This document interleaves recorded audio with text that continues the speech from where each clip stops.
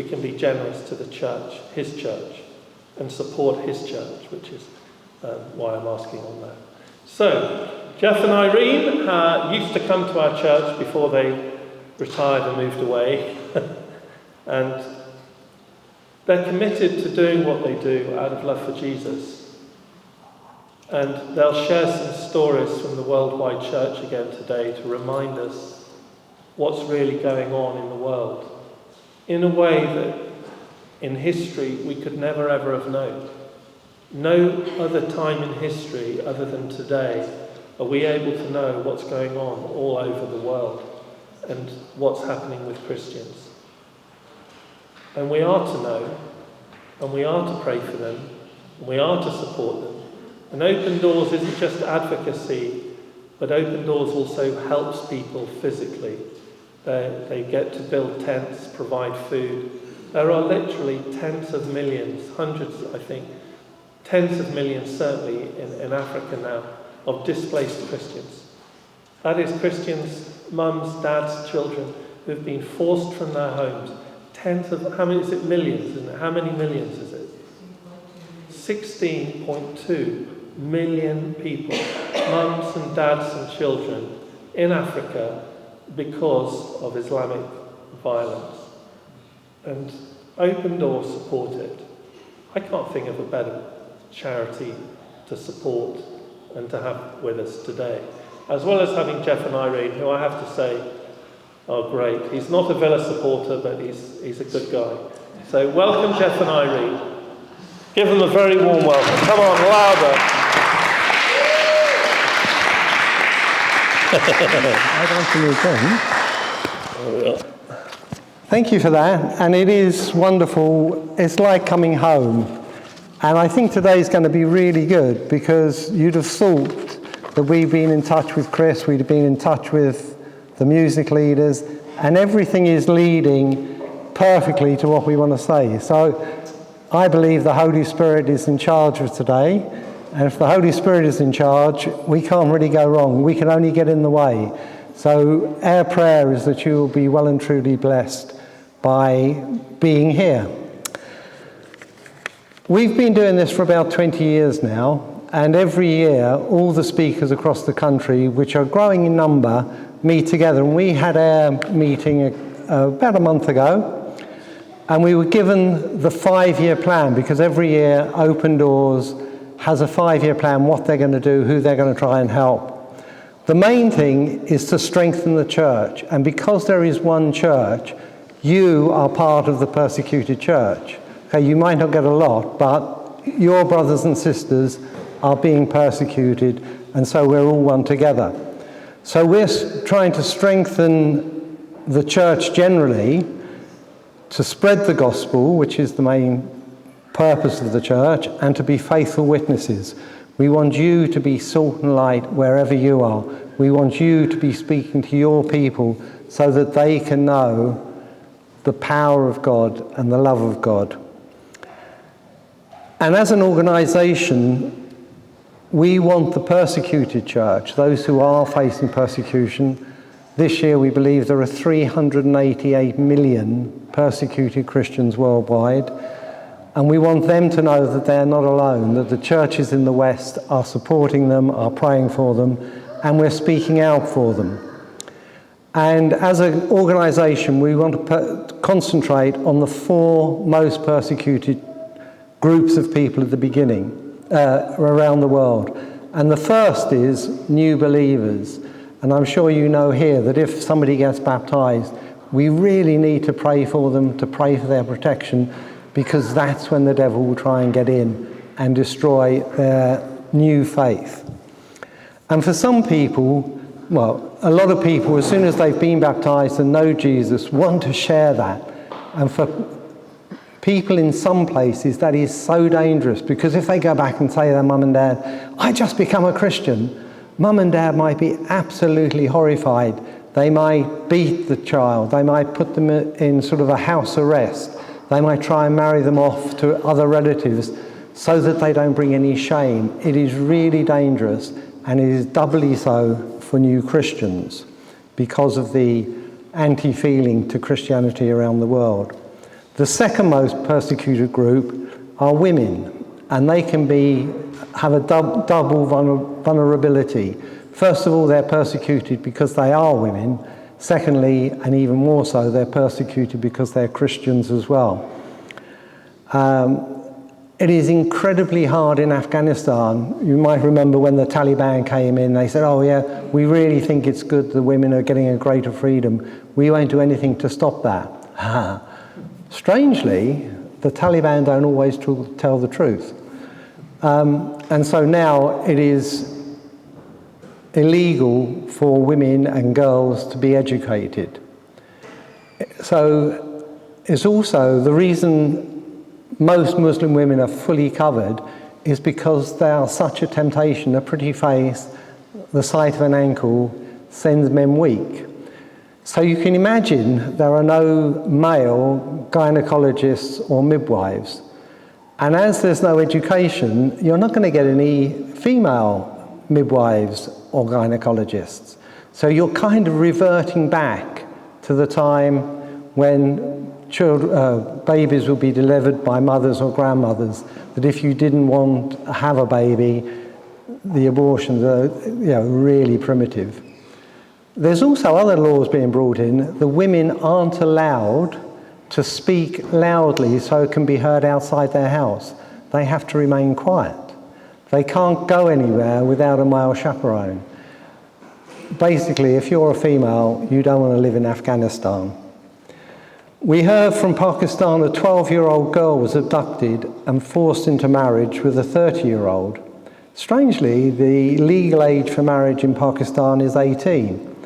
Not surprisingly, the father of the girl complained, but the federal court found for the abductor, and we are really grateful that the vast population, especially the Christians, created, and there was a real big demos were happening throughout the country. Another story we've heard recently from Iran, there was a lady at the conference who is au fait with what's going on in Iran, and she heard of a lady who was interested and asked an Iranian Christian about the gospel and what the good news was.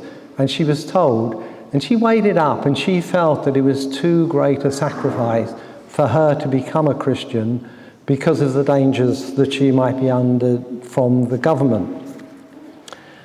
When the sort of civil unrest manifested itself, she went on the streets as a protester, and in one of them, gunfire went out, bullet was aimed for her, and an unknown individual got in the way of the bullet and was killed. And in that moment, she realized just what Jesus had done for her. Somebody she didn't know had died for her, and so she went and found her Christian friend and became a Christian. The next group that are vulnerable are the next generation of Christians. Governments have decided if they can stop people learning about Christ and growing in faith, they can stop the church.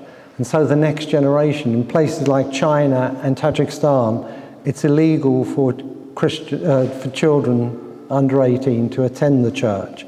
And so churches are being cleverer, they're not taking children to church, and it's kind of down to the parents. Also, the next generation, girls are being abducted at a fearful rate all around the world, particularly in Africa. They might be put into forced marriages with Muslims. They might be just almost like slaves. And the boys can be recruited and put into army as boy soldiers. So the enemy is really attacking the next generation. And these are things that we can be aware of here. That the enemy is out to destroy the church, possibly by stopping children hearing the good news. So certainly there's far less religious instruction in school now, or Christian instruction in school. I'm sure there's lots of religious instruction, but not the real truth. So we need to be aware of these things, and through the years, as you pray, remember these different groups. And the fourth group is militant Islam. We must stress that Islam isn't the only religion attacking Christians. In India, it's Hindus. In places like Bhutan and Sri Lanka, it's Buddhists. In some places, it's the local religion or animism. But ever since Jesus, religions and governments have been attacking Christians, and that's still going on. One of the speakers we heard lives in Nigeria in the north, and he's been telling us that there is a Boko Haram caliphate, that if a Christian is found in that area, they will be killed. He said where they live and meet, they hear stories of 50 miles away about people being attacked and churches being destroyed. That's very close by. And we heard one of the stories he told was that the church was burnt down and they were kind of warned not to go back. So they advertised that the church was going to meet at 9 o'clock and they met at 5:30. So by the time Boko Haram had got out of bed, the service was done and dusted and they had cleared the area. Last year we shared about Pastor Barnabas. You might remember we had some magic plastic showing the size of the tent he was living in. There are still millions of people in those situations. Barnabas himself has now had treatment to his arm. They've been rehoused and his children are going to school, but there are millions around. They also said that if Nigeria falls, because that is the most populous country in Africa, it would be like a deck of cards, and all these other little smaller countries all across sub-Saharan Africa would also become Islamic and it would spread down the whole of Africa. We also met somebody who had met Pastor Barnabas, and they are so grateful for your support and encouragement. You remember we brought a petition that was asking for protection for the people who are being attacked. They were asking for prosecution for those who had attacked them, and they were still hoping for restoration. And that petition, started by the African churches, is still going until autumn this year, when we will present it to the United Nations and the African Union and anybody else who will live in. If you didn't sign the petition, we've got them at the back. Please do, along with all our other literature and Irene's craft that she's been doing for many years. One of the great encouragement is that we were told that some members of Boko Haram have given it up because they're just sick and tired of the violence, that they just don't want to do it anymore. And that was a real encouragement to a couple from our church who have prayed that very prayer. Lord, just turn these people against violence. And that is happening. And one of his little phrases was, prayers don't need visas. Your prayers can go anywhere. Christians around the world who are being persecuted realize that the people that are doing the violence aren't the enemy. The enemy is the devil, because we're in a spiritual battle. That is true for them, and that is true for us too. Our enemy isn't somebody who wants to shout you down when you're at prayer chair or anything. The enemy is the devil. And Christians' victory comes from Jesus.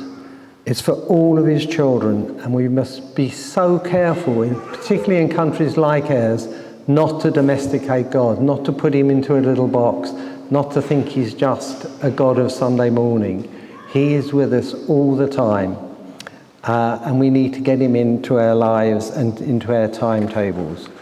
And we heard another fantastic story, which is my last bit, and that concerns a couple of who are smuggling Bibles in the Arabian Peninsula.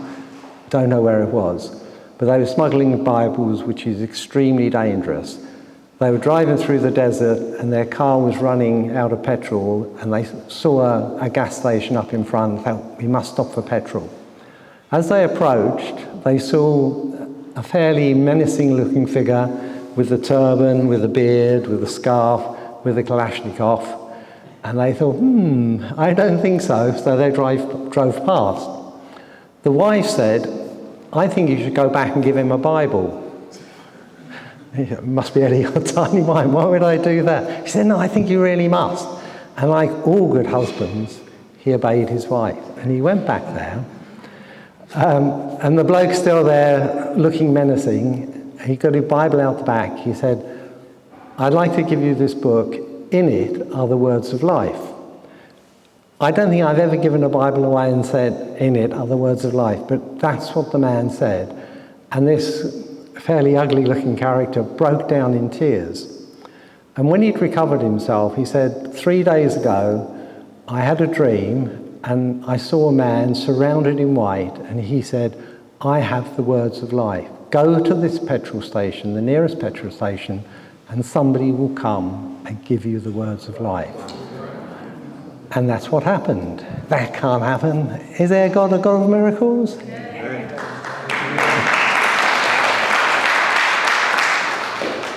Right, that was the hors d'oeuvre. And now we're heading to the main event. And Irene wants me to read from Psalm 18, verses 1 to 3 and 16 to 19. And she's been doing this sermon virtually all year, and invariably somebody comes out and says, "You spoke to me directly, that was for me." So we're hoping and praying that that is the case today. I love you, Lord, my strength. The Lord is my rock, my fortress and my deliverer. My God is my rock in whom I take refuge. He is my shield and the horn of my salvation, my stronghold. I call to the Lord who is worthy of praise, and I am saved from my enemies. The cords of death confronted me. No, it didn't. Yes, they did. In my distress, I called to the Lord. I cried out to my God for help. From his temple, he heard my voice. My cry came before him into his ears. And then from 16, he reached down from on high and took hold of me. He drew me out of deep waters. He rescued me from my powerful enemy, from my foes who were too strong for me. They confronted me in the day of my disaster, but the Lord was my support. He brought me out into a spacious place. He rescued me because he delighted in me. Well, in case you didn't catch it, it is a real delight to be here with you. We look forward to this week every year. It's great. And my talk today is called God is Our Rock. And I want to start by taking you back to February 2024. So it's the evening, and I am in our apartment on my own because Geoff is out playing bowls. And if I'm totally honest, I really enjoy the evenings when Geoff is out playing bowls. So I do a bit of housework just to look willing. But as soon as I can, I go into my happy room. And in my happy room, I've got lots of Bibles and all the textbooks that I need to do Bible study and to write talks. But I also have all my craft gear. So on a really, really good evening, I spend about 2 hours doing my craft, listening to my audio book, and then when I've finished, I make a cup of tea, I go in the lounge, and I watch something girly on the television, and it's great. But this particular evening, I do not want to do that. I definitely do not want to do any housework. I can't be bothered to fiddle with craft. I just don't want to do anything, really. My mobile pings. Oh, goodness. I definitely don't want to speak to anyone. I don't want to think. I don't want to make any decisions. But then it occurs to me it might be someone from my family. Now, everyone in my family is in a total state of shock as they mourn for my eldest son, who unfortunately took his own life. So our home has become a centre of activity as we get ready for the funeral. We want everyone to be involved. We want everybody to be comfortable on the day. And like most families, we're sort of spread out a bit. We're in Andover, and we have, at that time, had relatives as far apart as Hull and Horsham. So I pick it up, better look. And it is a WhatsApp message, but it's not from the family. It's from my very lovely friend, Andrea. And Andrea writes, when you reach rock bottom, there's a rock at the bottom, and that rock is Jesus. So I read it again. When you reach rock bottom, there's a rock at the bottom, and that rock is Jesus. Well, I've definitely reached rock bottom, there's no doubt about that. At the time, I felt as if I was in a very, very deep, straight-sided, dark pit. And the only thing I could do in this pit was cry, and there was no chance of getting out, so I might very well drown in my own tears. And it was horrible. And I didn't recognize myself. I wasn't my old self, I was this new self. And this new self was just lazy and didn't want to do anything, and there was no joy, and I just didn't like it. And I kept saying to Geoff, I wish I could be my old self. But there's no chance when something like that has happened to you. It definitely changes yourself. And I was interested in this idea that God was my rock. And as I read it out, several of you were nodding. But what exactly does that mean, that God is my rock? So I went to our favourite textbook, which is, of course, the Bible, and found the psalm that Geoffrey read to you. And in that psalm, it told me exactly what I needed to know. So when God is our rock, it says he is our strength, he is our fortress, he is our deliverer, he is our shield, he is our horn of salvation, he is our what? What does that mean? Horn of salvation.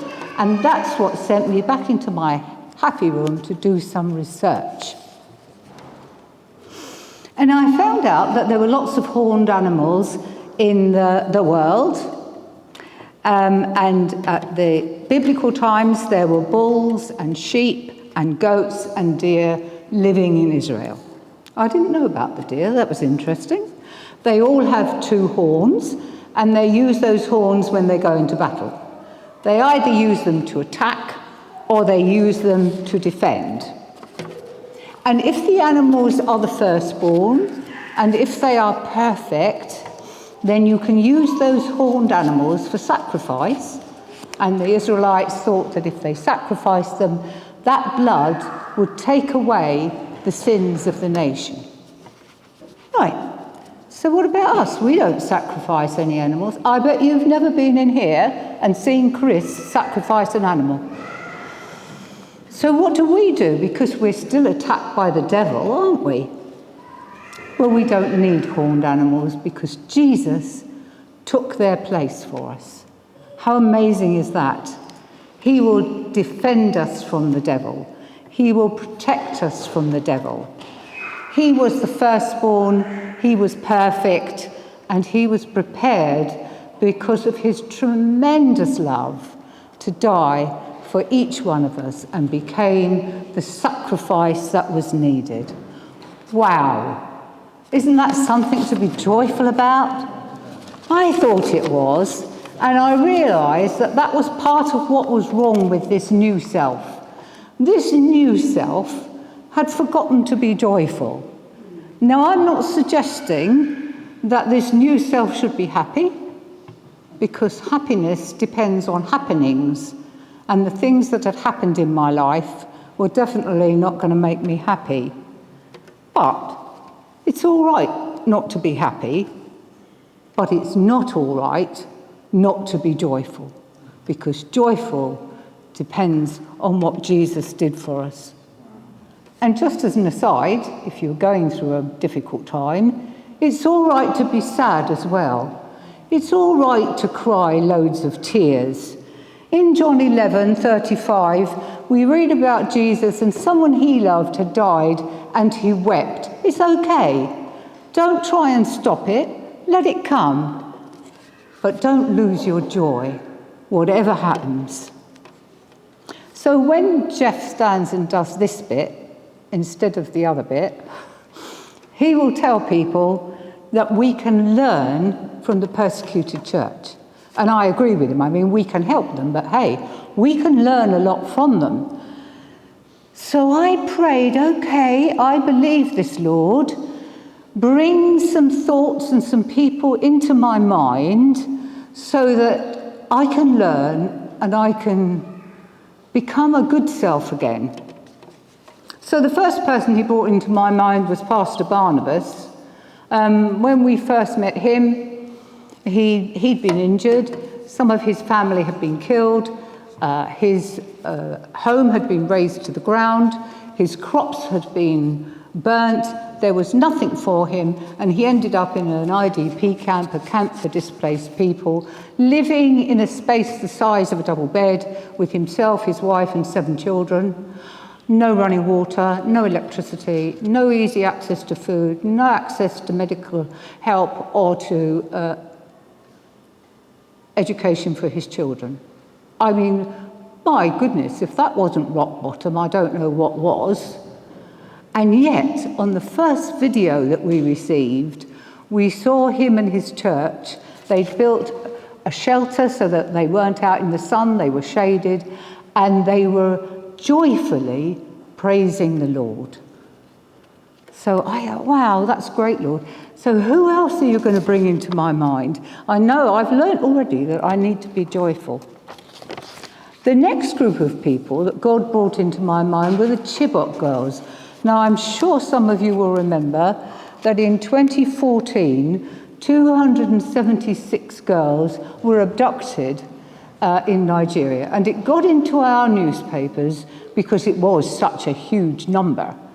I mean, abduction isn't unusual, but that was a big, big number, and it raised awareness. Very soon after the abduction, 57 girls escaped, which was great, but they came back to these parents with the news that 6 girls had already died. 82 groups of parents are still waiting for their daughters to be returned. But now they don't know whether their daughter is alive or whether she's one of the 6 that had died. I mean, I can't even imagine living with that. I knew my son had died. I knew he wasn't coming back. I knew I had to get used to that. But they don't know. And abductions are happening all the time, and there are parents all over the world who don't know what has happened to their daughters. The same year, 2014, 170 girls were abducted in Pakistan. Last year, 120 children were abducted in Mozambique. Week by week, odd girls are abducted all the time. And why do they do that? Well, it has such a vast effect on people, on the whole family. Dad feels as if he hasn't protected his daughters. Mum feels as if she's lost a part of her. Brothers and sisters feel, oh, I'm glad that wasn't me, and then, oh, I wish I didn't think like that. That's awful. Neighbours think, oh, I hope that doesn't happen to my child. And so the whole community is affected. And it causes maximum distress, and the devil laughs. So what am I supposed to learn from that? Well, think of the strength it takes to remain faithful, trusting, and obedient under those circumstances. And that strength can only come from God, who is our rock. So I want to tell you a story, and my story is about a lady called Lainey. Lainey lives in Laos. It's not actually against the law to be a Christian in Laos, but if you're discovered, you could end up in prison or you could end up dead. So it's best if you are a Christian just to keep it secret. And she was a secret believer, but the authorities found out, and they told her if she didn't renounce her faith, they would take away her welfare support. What strength does it take when you know everything's going to be taken away from you? What strength does it take to say, no, I'm not going to give in. I'm not going to renounce Jesus. I'm going to stay faithful. And she did, bless her. And they did take away her welfare support. And they took away her farm. She ended up with nothing. except the love of her Christian brothers and sisters. And fortunately, there was an Open Doors worker close by, and Open Doors are helping Lainey even now. In Eritrea, they incarcerate Christians in those metal shipping containers. They're huge. They're hot in the day. They're cold at night. There's no sanitation. They are disgusting and awful. And periodically, people are taken out to the prison governor, and he says, if you renounce your faith, you could go home to your family. What strength does it take to think, I could just sign that piece of paper and then tell God, I didn't really mean it, and go home to my family. But they don't. And sometimes they're taken out time and time again, and they still don't renounce their faith.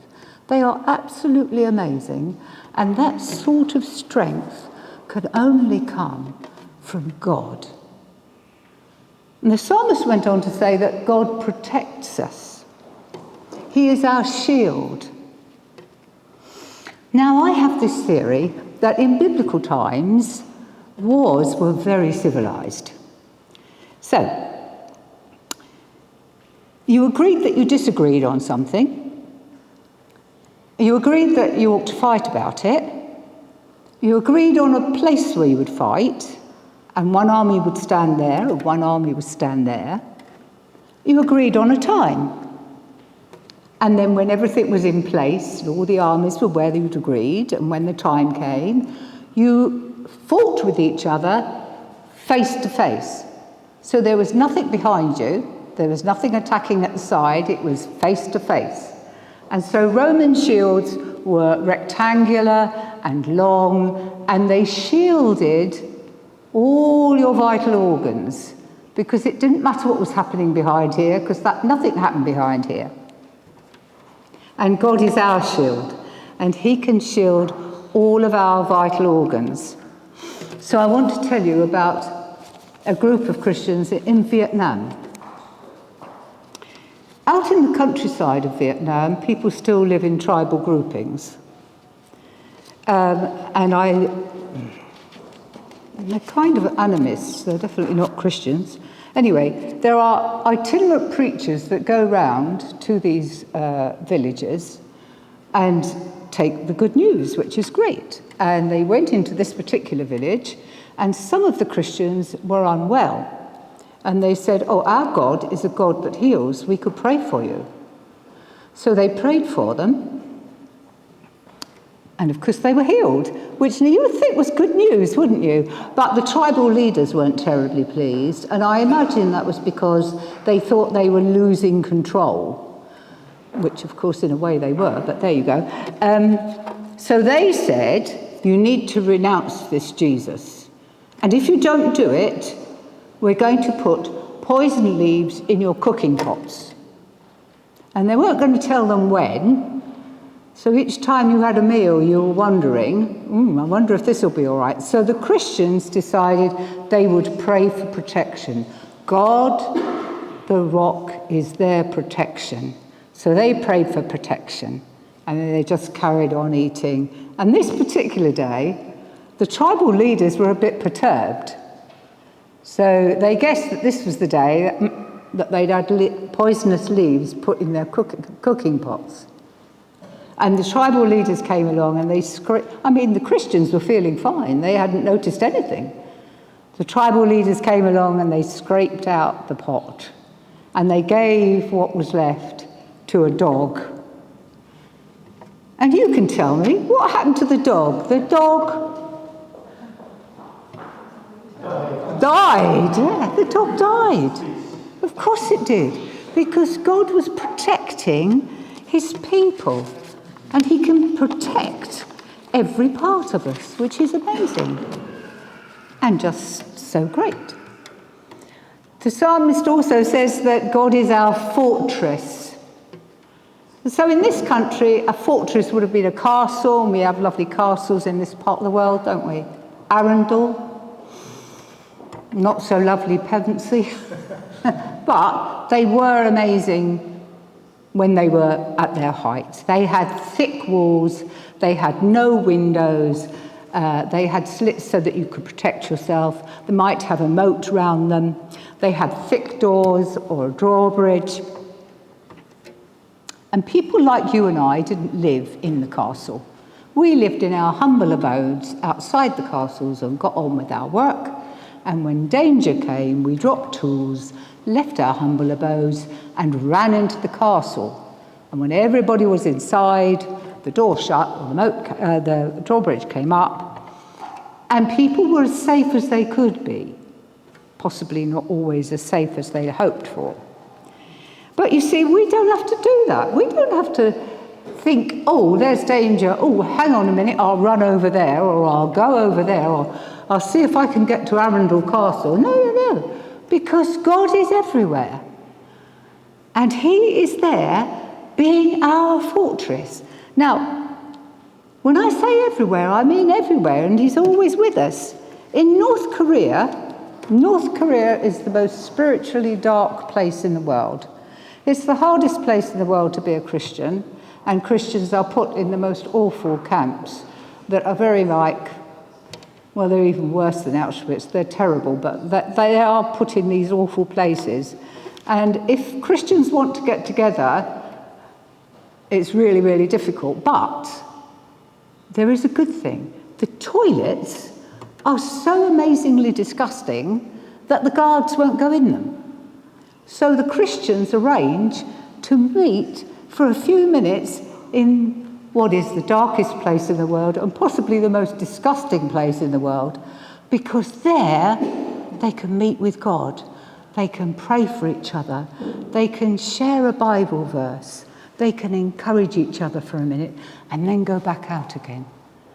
And it doesn't matter that it's a spiritually dark, disgusting place, because God is there. And God is ready to be their refuge. So in conclusion, as you can see, Geoffrey and I have continued to walk with the Lord, and we've continued to remember our persecuted brothers and sisters who taught me to be joyful because of what Jesus did on a cross, who taught me that special faith, the special strength that keeps you faithful and trusting and obedient comes from God, our rock. He is our protection. He is our refuge from evil. And thank goodness he is everywhere.